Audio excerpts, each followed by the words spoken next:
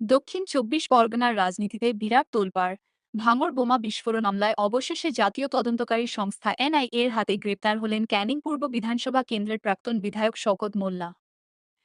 Sentenced all store Mikithidri Yokundostitle red incompetently dot horrible stand meshes true light ideal shed bemens the trogol viedemper indeed say don't be shit bench সভা নির্বাচনের প্রাক্কালে ভাঙড়ের দক্ষিণ বামুনিয়া এলাকায় বোমা বাঁধতে গিয়ে একটি ভয়াবহ বিস্ফোরণ ঘটে, যাতে একজনের মৃত্যু হয় এবং ৩ জন গুরুতর জখম হন। কেন্দ্রীয় স্বরাষ্ট্র মন্ত্রকের নির্দেশে রাজ্য পুলিশের কাছ থেকে এই মামলার তদন্তভার নিজেদের হাতে নেয় এনআইএ।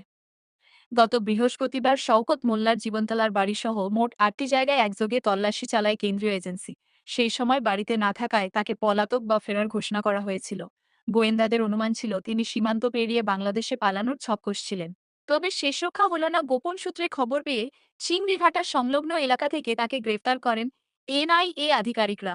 শনিবার তাকে কলকাতার নগর দায়রা আদালতে হাজির করা হয়েছে।